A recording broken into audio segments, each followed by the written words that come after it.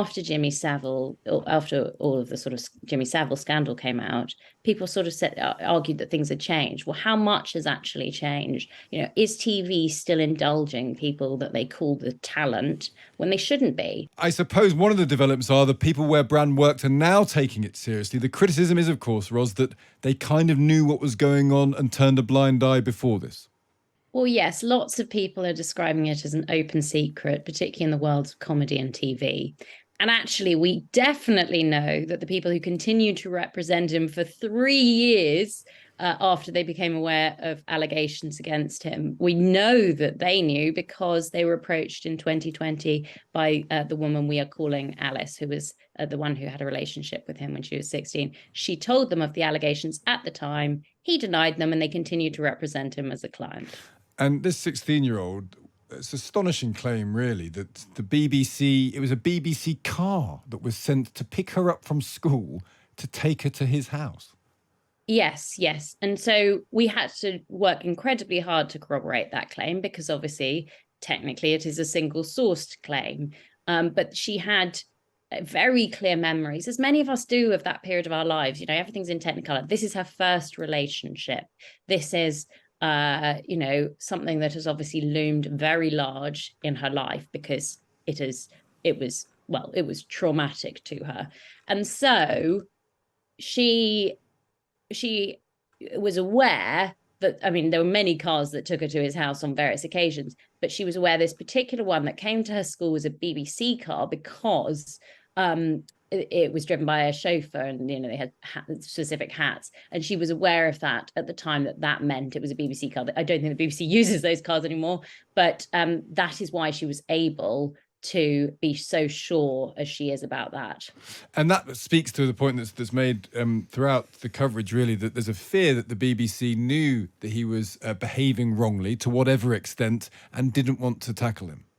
Well, obviously, if you read our investigation that we published with the Times on Sunday, we're very clear in that there were all these complaints that were made internally and about his behaviour, and actually so much of it was broadcast. Even, he rang up Jimmy Savile, obviously before the allegations about Jimmy Savile became public knowledge, but he rang up Jimmy Savile and the two of them sort of chatted, and the conclusion of their conversation was that Brand would be sending his naked PA to see Jimmy Savile, and that was broadcast.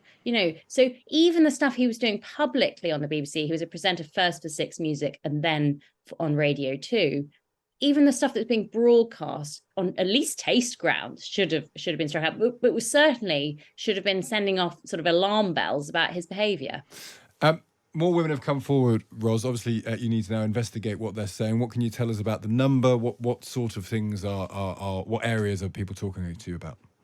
Yeah, so we've set up a specific email address if people want to come forward with information. So, and if anyone is listening to this and wants to speak to us anonymously or named, but obviously anonymously if they wish, then please do get in touch. So we've had a huge amount of information come in to us.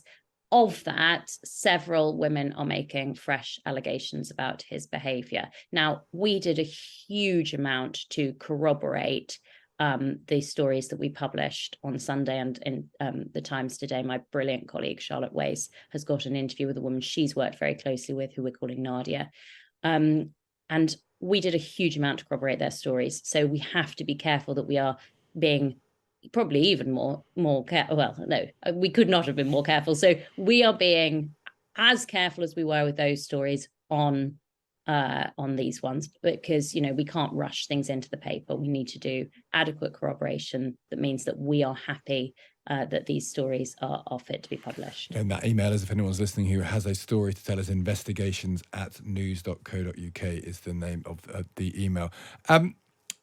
How have you been, Ros, since this happened? Because I want to talk about the reaction to it from people who are critical of the story as well. How have you been personally? What's your social media been like? Have you been called all sorts of names?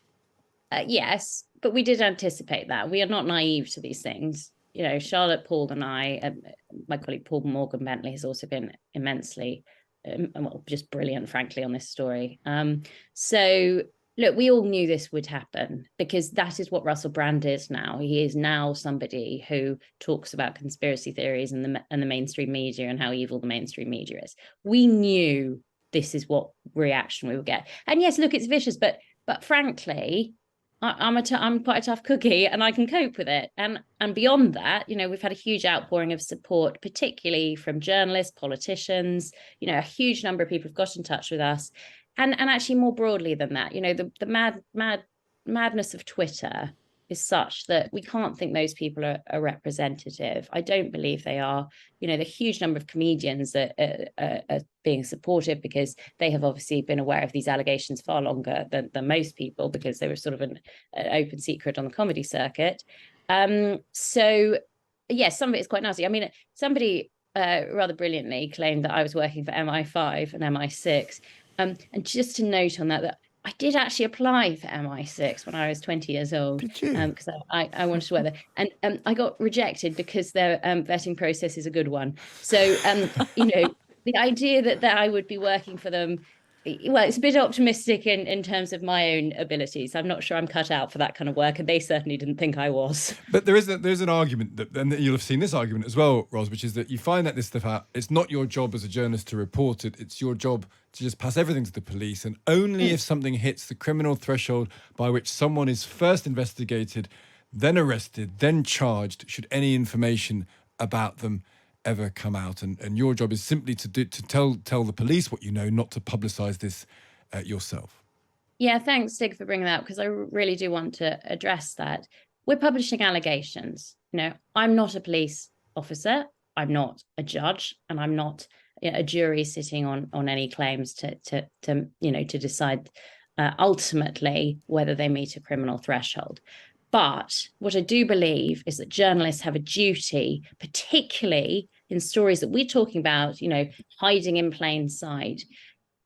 Jimmy Savile would give us a very good example of a story that never got out in his lifetime. And a couple of people have been in touch with me, and they said on Russell Brand, they always worried there'd be that talking head in the Jimmy Savile documentary saying, oh, we all knew, but we couldn't do anything. And personally, I don't believe that's acceptable as a journalist. I think as soon as I became aware of such extreme allegations as those we have published, I have a duty as a journalist to be making sure that information, if it is corroborated, if we have checked it out, if these go through such extraordinary work. Our lawyers have been extraordinary on this. I could not praise them more highly, because this is so difficult and it takes so much bravery for these women to come forward.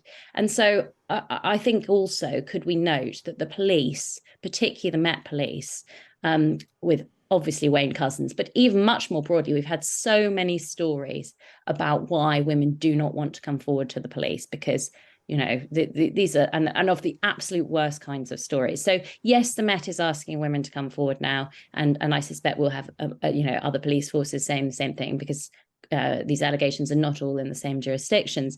But I should note that women have very good reasons for not going to the police, and that sometimes, grueling as it is, people would rather talk to a journalist. Just finally, we had Marion Jones on, and he said he's heard lots of people come to him since then, and he thinks this story could go broader than Russell Brand. Is that possible for you as well, that there is this feeling that there are other senior figures, big, powerful people who've abused their authority, and that might start to emerge at some point? I'm sure that is the case. I think Britain hasn't really had a Me Too moment quite in the same way as the US is. And I would, as the US did in when Harvey Weinstein, the allegations against him came out in October 2017. And I think the reason for that is our libel laws, actually. I think they're much stricter than the US.